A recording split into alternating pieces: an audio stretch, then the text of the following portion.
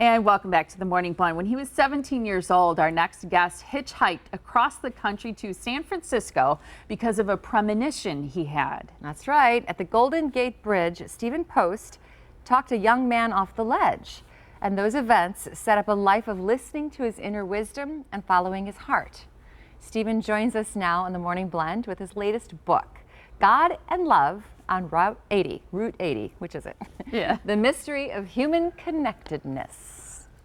Hello. Hello, Good how are morning. you? Molly, it's good to see you. Good morning. Good to see you. Okay, let's start with this premonition you had. You were 17. Well, it's a little earlier than that. I was at a high school in New Hampshire, St. Paul's Episcopal School, and I was really interested in spirituality and meditation at a young age. And I had a dream that recurred 6 times over a period of a year.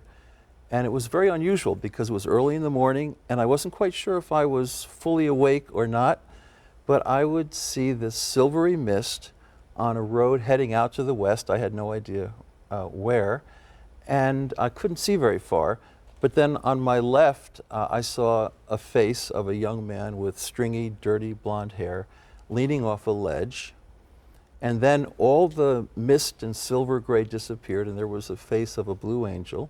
And it said to me, if you save him, you too shall live. I didn't believe in angels. I was skeptical.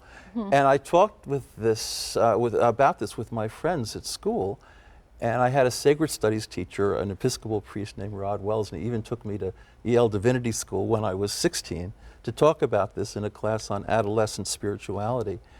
So it was really something that I couldn't understand. I didn't know if it meant anything, if I just made it up because we're all seeking meaning and we don't know quite what's subjective and what's real. So fast forward, I'm 17, I'm headed to Swarthmore College, I'm at home in New York. I have a job for the summer tutoring in the Bronx, and I love tutoring. I'd done it in New Hampshire with the French-Canadian kids, and it was very meaningful. So I explained this to my parents, and they said, well, it's too dangerous to tutor in that part of the Bronx.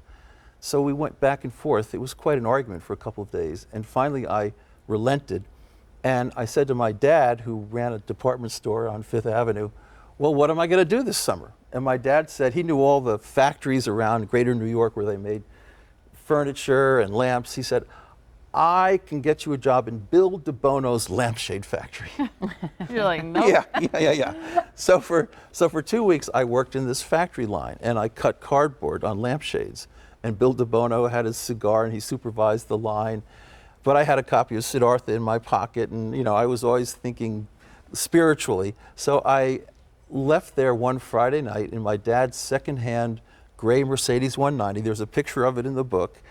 I went out to West Hampton Beach, and then with my old school friend Libby Sutro and a couple of others, I said, look, I think I'm going west. There was a pull, the dream was the pull, but there's always a push. The push was this argument at home, and also I did not want to stay in Bill's lampshade factory.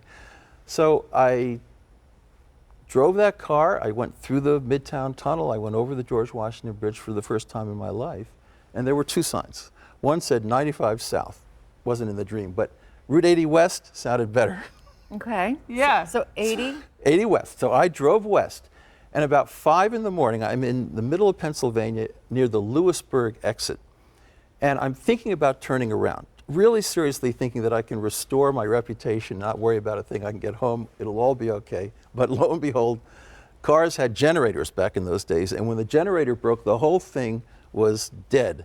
So the lights were off, the engine was off, and I managed to get onto the right.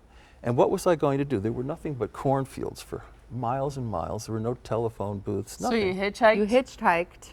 I took a piece of paper out of the glove compartment. This is notorious in my family history.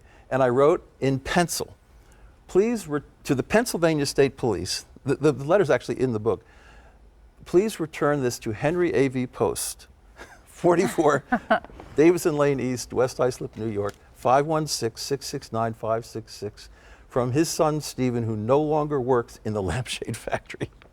And then I had my classical guitar, $50, and a copy of Siddhartha, and I put my thumb out, and a big truck came along.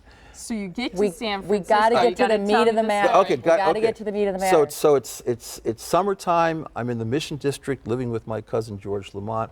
I'm chanting Nam Myoho Renge Kyo with this Nichiren Shosho Buddhist community on Market Street. And I drew a really bad draft number. So I called the people at Reed College because I turned them down. And they said, well, we'll make a place for you. So I left from the front of the temple, and I took the bus to the Golden Gate Park. I walked across the park. It's early in the morning. It's about 7:30.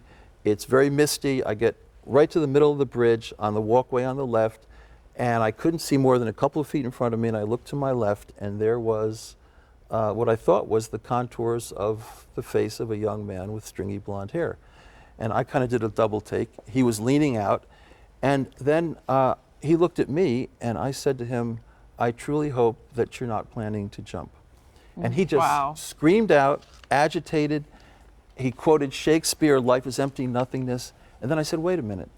I think I may have come all the way across the country because the dream I had when I was 15, and it was just this incredible dream. Conversation. Beyond, and he eventually came over, and we had wonderful conversation, and I won't make too much of this in terms of it being a long story, but eventually he was okay, and he went back to my cousin George's. I gave him George's address. Wow.